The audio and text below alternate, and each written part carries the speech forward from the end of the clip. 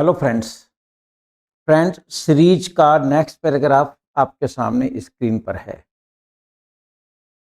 इन paragraphs को समझाने के पीछे मकसद ये है कि आप इस बात को डिटरमाइन कर लें कि कुछ भी इंग्लिश में लिखा हो उसको कैसे समझें।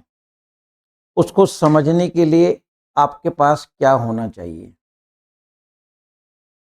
इसलिए ये सीरीज शुरू की है और इंग्लिश के पैराग्राफ को समझा रहा हूँ कि वर्ड टू वर्ड नॉलेज होनी चाहिए और जितने भी सेंटेंस हैं इनके सेंटेंस पैटर्न कह दो या कंस्ट्रक्शन कह दो, ये स्ट्रॉन्ग होना चाहिए। आपको टेंसेस पे अच्छा कमांड होना चाहिए। जितने भी हेल्पिंग वर्ब हैं टेंस के अकॉर्डिंग उनकी हिंदी मीनिंग आनी चाहिए। वोकेबलरी जो आपके सामने हैं उनके भी मीनिंग आनी चाहिए, इनका यूज़ आना चाहिए, कॉन्सेप्ट क्लियर होने चाहिए। तो जब मैं इन पैराग्राफ को समझाऊंगा तो जाहिर है आज नहीं कल नहीं परसों आपके दिमाग में बात बैठेगी कि जड़ की तरफ जाओ। Try to go into the root of the topic. It's not matter of couple of days. ये 2-4 दिनों की बात नहीं है। सागर को समझने के लिए समय लगता है। ये सागर है लेकिन है आसान, और इसकी जड़ में जाइए और जड़ है ट्रांसलेशन। ये इंग्लिश का पैराग्राफ है। इसको जो इंग्लिश मीडियम के बच्चे डायरेक्ट इंग्लिश में समझ सकते हैं, हिंदी मीडियम के बच्चों को इसकी हिंदी करेंगे तभी समझ में आएगा ये पैराग्राफ क्या कह रहा है। वो पैराग्राफ कह दो, ऐसे कह दो, अनसिन पैसे कह दो, प्रेसी कह दो, what ever, English matter must be, है ना। जब वो समझ में आ जाएगा तो फिर बात खत्म है। फिर अगर उससे रिलेटेड क्वेश्चन पूछे जाते हैं उनके आंसर देना आसान हो जाएगा। पर एक चीज़ याद रखें कि उनके आंसर लिखने के लिए भी आपको ट्रांसलेशन पे अच्छी पकड़ होनी चाहिए, यानी सेंटेंस कंस्ट्रक्शन स्ट्रॉन्ग होना चाहिए, वरना आंसर भी आप नहीं लिख पाएंगे। ठीक है, तो देखिए, थोड़ा सा मूड बनाइए और सच की तरफ चलो। Charity begins at home. Charity दया भी होता है कि दया घर से शुरू होती है। अगर पेरेंट्स में दया है, पेरेंट्स दया कर रहे हैं तो बच्चे भी सीखेंगे। संस्कार घर से शुरू होते हैं। हमारे पेरेंट्स में संस्कार हैं तो बच्चों को संस्कार दे पाएंगे। तो पैराग्राफ का हेडिंग है चैरिटी बिगिंस एट होम। देखिए, every good deed like charity should be done first. Every good deed, deed का मतलब काम। कोई भी अच्छा काम लाइक चैरिटी, है ना, परोपकार, दूसरों की हेल्प। लाइक चैरिटी और भी काम है, तो like charity should be done first, कि परोपकार पहले खुद करो। बाय द मैन, उस आदमी के द्वारा किया जाना चाहिए जो परोपकार की बात करता है। फिर देखिए, एवरी गुड डीड, हर अच्छा काम, लाइक चैरिटी, परोपकार की जैसे कि चैरिटी है, शुड बी डन, अब फ्रेंड्स वो किया जाना चाहिए पहले by the man who preaches it. अब देखिए, बी के बाद जब भी थर्ड फॉर्म आती है पैसिव सेंटेंस कहलाएगा। अब शुड का मीनिंग चाहिए, आपको मालूम होना चाहिए शुड का मतलब चाहिए। अब बी आ गया, थर्ड फॉर्म आ गई, ये सेंटेंस पैसिव सेंटेंस है। और जब हम इंग्लिश के पैसिव सेंटेंस की हिंदी बनाते हैं तो उसमें 2 शब्द आएंगे ही आएंगे, एक जा और एक गया। ये देखिए, every good deed like charity, charity के समान कोई भी अच्छा काम should be done first by the man, उस आदमी के द्वारा पहले किया जाना चाहिए। हिंदी करोगे पैसिव सेंटेंस की जा या गया, गया गई गए, पास्ट होगा तो गया गई गए, ये 3 आवाज आएंगी। बाकी टेंस के अंदर जा, जा की जगह जी, जे, जो, जू नहीं, जा ही आएगा बाकी टेंसेस में। जैसे फूल तोड़े जाते हैं, जा आ गया। पास्ट में फूल तोड़े गए, ये गए आ गया। पास्ट में गया गई गए, मात्रा चेंज हो जाएगी।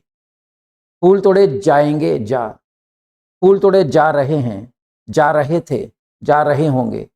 फूल तोड़े जा सकते हैं, फूल तोड़े जाने चाहिए, फूल तोड़े जाने पड़ेंगे, फूल तोड़े जाने पड़े, फूल तोड़े जाने हैं, फूल तोड़े जाने थे, फूल तोड़े जाने वाले हैं, जा शब्द आएगा, ठीक है, प्रेजेंट और फ्यूचर में, पास्ट में गया गई गए।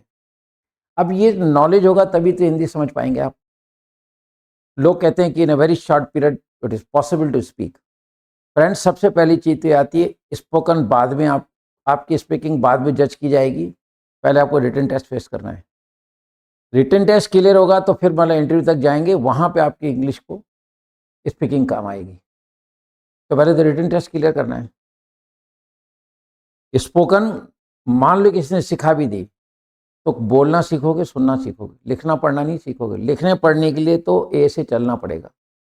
जो जर्नी ऑफ इंग्लिश है, knowledge of letters, then by composing the letters we get words, then by composing the words we get either phrase or sentence, and when you become very perfect in translation from Hindi to English, I mean sentence construction आपका strong है, then go on speaking sentence after sentence, sentence after sentence, that becomes language।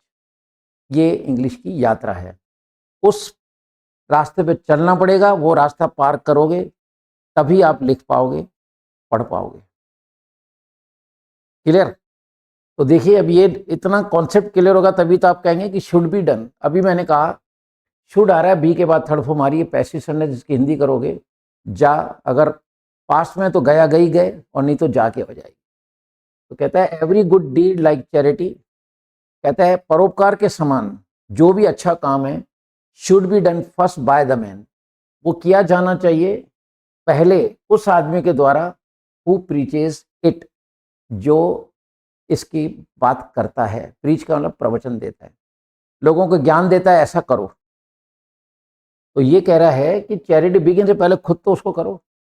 तो जब तक वो चीज खुद नहीं कर रहे हो, दूसरे को ज्ञान नहीं दे सकते, राइट। तो अब देखिए हु प्रीचेज, अब यहाँ हु का मतलब जो, कौन नहीं आएगा, और ये ईएस आ रहा है, प्रेजेंट इंडेफिनिट टेंस से। अब मैंने इसकी हिंदी करी, जो ऐसा प्रवचन देता है, जो ऐसा ज्ञान देता है दूसरों को, ऐसा करो, पहले उसे करना है। अगर वो कर रहा है तो बच्चे अपने आप सीखेंगे। Clear? If he does not do it, अब देखिए does not present indefinite tense है, और प्रेजेंट इंडेफिनिट टेंस के हिंदी वाक्य की पहचान है ता है तिये ते हैं। ता है तिये संत होने वाले भी 3 प्रकार के वाक्य हैं। आप मेरा वीडियो देखिए, यूट्यूब पे 6 टेंस फ्री हैं। प्रेजेंट इंडेफिनिट टेंस की एक्चुअल रिकॉग्निशन क्या है वो आपको वहां मिलेगी, बुक्स में वो चीज़ नहीं है। टीचर्स ने भी आपको वो रिकॉग्निशन जो मैंने वहाँ पढ़ाई है नहीं सुनी होगी, तो एक बार उस वीडियो को जरूर देखें। अब ये प्रेजेंट इंडेफिनिट टेंस है, इसका नॉलेज है आपको, तो इसकी हिंदी करेंगे if he does not do it, अगर वो ये चीज़ नहीं करता है हिमसेल्फ, खुद, एंड इम्पोजेज, अब यहाँ भी ऐसा आ रहा है प्रेजेंट इंडेफिनिट टेंस है। इम्पोजेज मतलब थोपना, लागू करना, लेकिन वो दूसरों पे लागू करता है, it on others, nobody will faith in his preaching, उसके भाषण में यानी उसके ज्ञान में कोई भरोसा नहीं करेगा। अगर कोई आदमी मतलब खुद ड्रिंक करता है, दूसरे के ड्रिंक मत कर, तो उसकी बात क्यों मानेगा? वो कहेगा खुद ड्रिंक करता है, मेरे को ज्ञान दे रहा है, राइट। तो if he does not do it, अगर वो ऐसा नहीं करता है खुद himself, and imposes it on others, और दूसरों पे थोपना चाह रहा है, दूसरों को ज्ञान देना चाह रहा है, नोबडी विल हैव फेथ। अब देखिए नोबडी विल, अब ये विल हैव अलग है, यहाँ विल वर्ब है। अगर विल हैव के बाद थर्ड फॉर्म होती तो विल हैव पूरा हेल्पिंग वर्ब हो जाता, और ये कौन सा टेंस होता? Future perfect. लेकिन यहाँ थर्ड फॉर्म नहीं आ रही है, तो विल हेल्पिंग वर्ब है और हैव वर्ब है। Nobody will have faith in his preaching, कि उसकी मतलब उसके ज्ञान में या उसके प्रवचन पे कोई भी विश्वास नहीं करेगा, या हैव का मतलब उसमें भरोसा नहीं करेगा, वो भरोसा रखेगा ही नहीं उसमें। Mahatma Gandhi was an apostle of truth, Mahatma Gandhi सच्चाई का मसीहा था। एपोस्टल कहते हैं मसीहा, prophet, right. Mahatma Gandhi was an, अब यहाँ वॉज आ रहा है, आईएनजी नहीं आ रहा है, आप इसे कॉन्टिन्यूस नहीं कह सकते। ऑफलाइन में स्टूडेंट से कुछ भी पूछो, एसएमआर लगा देंगे, आईएनजी लगाएंगे, टेंस कोई भी हो। क्यों? क्योंकि कॉन्सेप्ट क्लियर नहीं है, ट्रांसलेशन पे पकड़ नहीं है, तो फिर जो जी में आया बोलेगा बच्चा। पढ़ाना इंपॉर्टेंट नहीं है, समझाना, मतलब किसी चीज को पढ़ाना, उसको अच्छी तरह समझाना, उससे ज्यादा है practice. And it should not be mayor practice, it should be perfect practice. अच्छी प्रैक्टिस करोगे तब जाके हम इस चीज से छुटकारा पा सकते हैं। टेक्स टाइम एवरीथिंग, लेकिन धीरे धीरे जाके हम मंजिल पा लेंगे। हम भी कभी ऐसे ही शुरू हुए थे, हर आदमी ऐसे ही शुरू हुआ था। महात्मा गांधी वॉज, अब ये मैंने एक टॉपिक का नाम रखा हुआ है विदाउट टेंस, जिसमें वर्ब नहीं होता। देखिए इसमें वर्ब नहीं है, था के लिए वॉज आ रहा है। महात्मा गांधी सिंगुलर है, सब्जेक्ट सिंगुलर है, वॉज लग गया।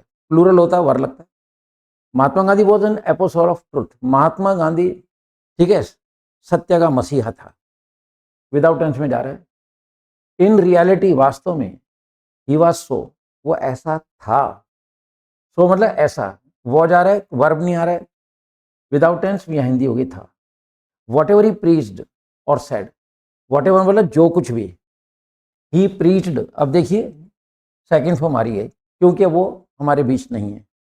वॉट एवर ही प्रीच, जो कुछ भी उन्होंने प्रवचन दिया, कहीं लोगों से बात करी या लोगों को कुछ कहा, ही हिमसेल्फ प्रैक्टिस इट फर्स्ट। तो महात्मा गांधी लोगों को प्रवचन देने से पहले खुद अमल करते थे, उस रास्ते पे खुद चलते थे, फिर दूसरों को ज्ञान देना अच्छा लगता है। मैं अगर ड्रिंक नहीं करता, अब मैं स्टूडेंट कहता हूं देखो ड्रिंक नहीं करनी चाहिए, ठीक है, और ये कहता हूं कि देखो ड्रिंक करोगे बॉडी खराब हो जाएगी, जीवन खराब हो जाएगा, है ना, सब कुछ खत्म हो जाएगा। मैं कुछ नहीं लेता, मैं 67 की एज में भी, 68 की एज के आसपास भी मैं फिट हूँ। तो अगर मैं नहीं पीता हूँ तो मैं किसी को ज्ञान दे सकता हूँ। तो Mahatma Gandhi was an apostle of truth, in reality he was so, वो ऐसा ही था। वॉट एवर ही प्रीच, जो कुछ वो प्रवचन देते थे या कहते थे, he himself practise it first, पहले वो चीज खुद अमल करते थे। He and live in his every word with truth, उन्होंने अपने हर शब्द को सच से संजोया था। एंड लिव इन कौन है, संजोया। अब ये देखो सेकंड फॉर्म आ रही है, मैं क्या बोल रहा हूँ, संजोया। ही प्रीच्ड, है ना, जबकि जो कुछ भी उन्होंने प्रवचन दिया और लोगों से कहा उसको पहले अपनाया, ये सिर्फ सेकंड फॉर्म आ रही है। अब जहां प्रेजेंट था वहां मेरे मुंह से ताहे की आवाज आ रही थी, जहां पास्ट है वहां मेरे मुंह से या और ए आई की आवाज आ रही है। पास्ट में टेंस की 3 पहचान होती है, जिस हिंदी सड़क एंड में या ई आ जाए, ए आई की आवाज आ जाए, मैंने चाहे पी ली में ई की आ जाएगी, लिखा खा में आवाज की जाएगी, और ता था लेकिन विदाउट हैबिट, हैबिट वाला नहीं। हैबिट वाले का अगर ताथा में हैबिट है, वही शराब पिया करता था, तो इसकी इंग्लिश एक अलग कॉन्सेप्ट है उसका, ठीक है। तो he enlivened is every word with truth and then he asked others to speak the truth, पहले वो हर मतलब जो शब्द को सत्य से संजोते थे, यानी सत्य, हर शब्द सच बोलते थे। एंड देन, और फिर, याद रखिए THEN, AN नहीं, THEN की हिंदी है तो, तब, फिर, एंड देन, और तब, he asked others to speak the truth, फिर वो दूसरों को कहते थे कि आप सच बोलो। पहले खुद ने अमल किया, अच्छा लगता है, खुद ने अमल किया, खुद सच बोलता है, तो सामने वाले को सीना चौड़ा करके बोल सकते हैं सच बोला करो, कोई दुख नहीं आएगा। टेंस की जरूरत है, दैट इज वाई फ्रेंड्स, ये दैट इज वाई एक फ्रेज है ये, इसलिए जैसे हम सो कह सकते हैं, हैंस कह सकते हैं, देयरफॉर कह सकते हैं, लेकिन सो, देयरफॉर, हैंस और दैट इज वाई, इन चारों में फर्क है। अब एक जगह सारी बात नहीं की जा सकती है, लेकिन यहां ये कहूंगा that is why is a phrase, इसकी हिंदी है इसलिए। His gospel of truth, right, his gospel of truth, कहता है जो सच्चाई की जो पकड़ थी, पवित्रता थी, became a weapon in fighting freedom, तो वो सच की जो पकड़ थी उनकी, बिकेम ए वेपन, वो एक शस्त्र बन गया, इन फाइटिंग फॉर फ्रीडम, आज़ादी की जो लड़ाई लड़ी वो सत्य के आधार पर लड़ी, और वो एक बहुत बड़ा वेपन यानी शस्त्र बन गया जीत हासिल करने में। Hence whatever we want others to do, सार, now the essence of the paragraph, essence कहते हैं सार को, निचोड़। इस पैराग्राफ का निचोड़ क्या है, hence whatever we want others to do, hence मतलब ये बताया था मैंने, इसलिए इसलिए वॉट एवर वी वांट, जो कुछ भी हम दूसरों को, whatever we want others to do, जो हम दूसरों से उम्मीद करते हैं कि वो ऐसा करे, must be done by ourself first, must be done. देखिए फिर मैंने आपसे कहा कि ये बी आ गया, ये थर्ड फॉर्म आ गई, पैसिव सेंटेंस है, इसकी हिंदी कर रहा हूं, पास्ट है ना, मस्ट बी डन, किया जाना चाहिए।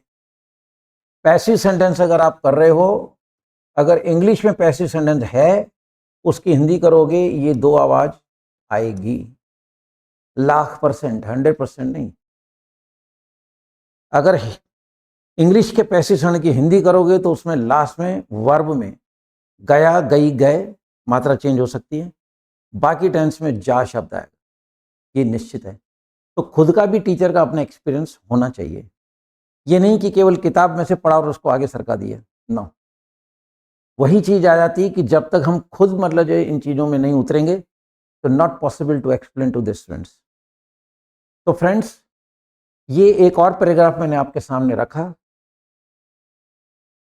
इस पैराग्राफ को और इस सीरीज को आप तक लाने के पीछे मकसद में बार बार एक ही चीज कर रहा हूँ, स्टूडेंट बहुत परेशान है इंग्लिश को लेके, खास करके हिंदी मीडियम के बच्चे बेचारे बहुत परेशान हैं।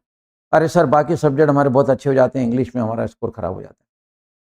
फिर वो जहाँ भी देखते हैं, स्कूल निकल चुका, कॉलेज निकल चुका, उनका कोचिंग सेंटर पे जाते हैं या यूट्यूब पे देखते हैं, हर आदमी अपनी बात कहता है, सबकी सुनिए, लेकिन एक बार बैठ के आप डिसाइड करें कि हम इंग्लिश से कैसे छुटकारा पा सकते हैं।